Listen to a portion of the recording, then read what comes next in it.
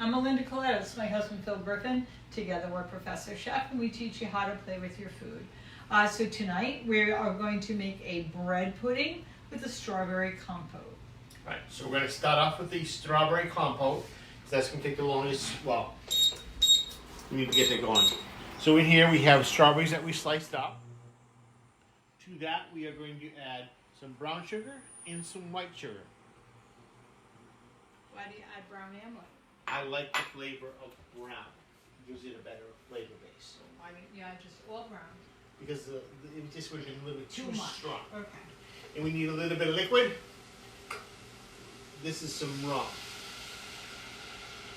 I have a problem with rum. A big problem. And we just let that simmer for a little bit. Actually, you can have just a splash of water. A splash. Splash. We let this simmer. The vegetables contain something called pectin. The vegetables? Yeah, the fruit contains something called pectin, and the pectin is good to make it thicker. All right, so we let that simmer. Smells good. We don't have smell-o-vision, so they can't smell it. I'm just letting them know. Okay. All right. It's kind of, look at this juicy hamburger I can have and you can't have it? They can have this. They can make it themselves. Okay. All right. So let this simmer. All right. So in the bowl, we have some eggs. Okay. And we're going to whip the eggs. You know, I was reading on Facebook the other day, and a baker got arrested. Oh, this is going to be a bad dad joke. I can feel it. I can feel it. Go Yeah, ahead. he got arrested for peeling the eggs. Oh my God.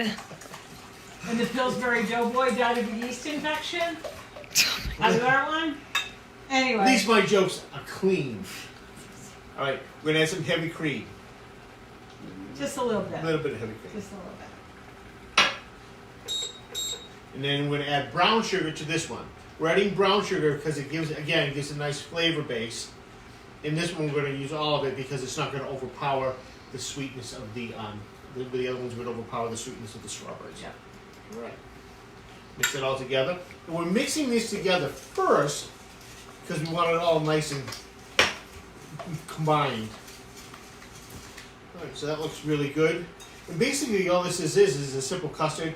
I'm going to add a little bit of vanilla. So, I would use this. This is vanilla paste. And I just love the flavor of that. He's a fan of the Mexican vanilla. So the vanilla paste is good if you want to see the little bits and bobs. You're not going to see the bits and bobs in a bread pudding. You know why he doesn't like this? Because he's cheap. And this is... So, I get it at TJ Maxx. Fabulous. Right. I'm going to add a little bit of cinnamon to this also. This is Vietnamese cinnamon.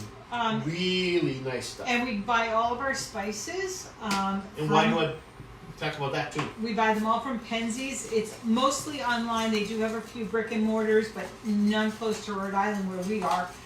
So we do it online. What were you asking me about? Oh. Why I did that? So if he pours it into his hand and he pours too much, he can put it down the sink. However, if you use a teaspoon... And what's my superpowers? I know, his superpower is he can measure anything in his hand. Up to a third of a cup. All right, so we needed bread for the bread pudding. We made the bread, but we went a little bit too extremes. Bread pudding was designed to be using up your leftovers, okay? Leftover bread. I have used donuts. I have used Danish. I have used muffins. Anything like that you can use to make a bread pudding. So this is perfect for quarantine cooking? Yes. Because we gotta use up the stuff that... Like you have around that nobody's eating. Okay. Right. This we made this bread with the starter that we had. So if you've been following along... That's the starter we made about 2 weeks ago. We made yeast to make a bread because yeast is in short supply right now. So... That's the leftover remains of the no-knead bread that we made the starter with. So this morning made... Last night I made the batch of dough, like a no-knead bread. Yeah. Let it sit overnight. We baked this off in the morning. We reserved a piece of that no-knead dough. So the piece I reserved was about halfway. So this is already doubled in size today. We're going to put this in the refrigerator, slow it down. And I think in about another week, 2 weeks, we'd have to reuse it again. Alright, so Oh, when show them the crumb on that bread. I mean, it's just beautiful. this bread came out really, really nice. That's a gorgeous crumb, and that was using wild yeast. Yeah. So, Um, anyway, sorry. I just think it's fascinating. So when you're cutting bread, people always want to make slices. If you go the long way, it makes things a lot easier. Then you can go back and make your dices.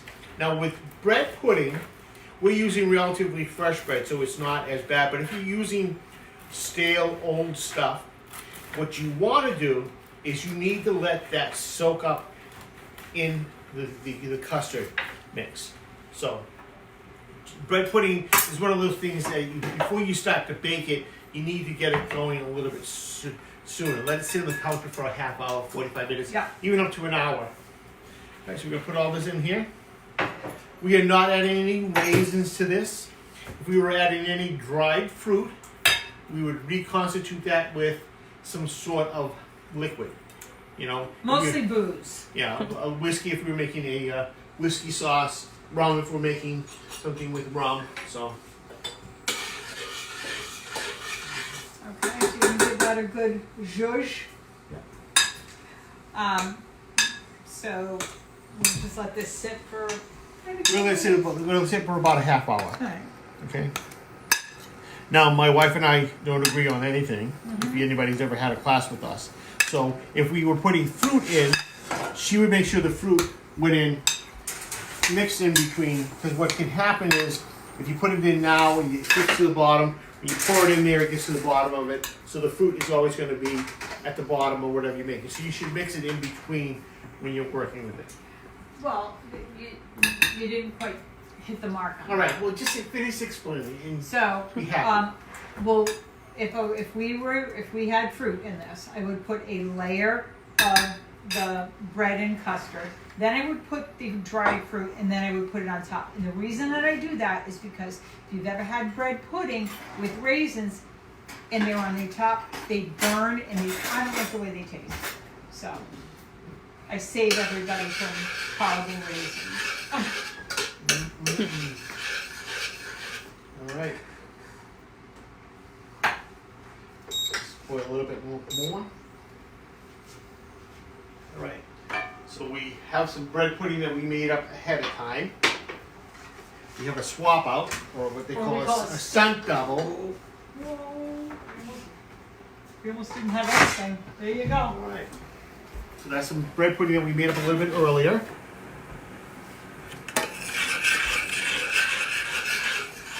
So for about 5 minutes, we've been simmering this. If I was using blueberries, we've done this with blueberries, I would take a potato masher to it right now, and I would mash it. But we don't have blueberries, and strawberries are perfectly fine. If you want to look at this, Sarah. It's all kind of jelly up. Can you shut that thing off? So I'm going to give it a little taste. And if you look at this viscosity of that. That's nice and thick. You get a pinch of salt. A pinch of salt. That was 1/8 of a teaspoon. All right. And now we just take it, And pour it over the top. the recipe that is in the event posting for this particular class also talks about mascarpone cheese. We could not get it. We could have made it. We could have made it, that is true, but We you didn't know, plan ahead. normal people don't have those ingredients in the Yeah, house. and you'd have to have unpatched rice every too. Yeah. So anyway, mascarpone cheese and blueberries are magic on this. And there you have it. Oh, this would be good with a nice scoop of Wright's Dairy Vanilla. We have Wright's Dairy coffee. It's mine, back off. Yeah. Anyway. All right, so there you have it. A simple bread pudding with leftovers in our quarantine kitchen. Yeah. So tomorrow we're going to be making a bacon mac and cheese.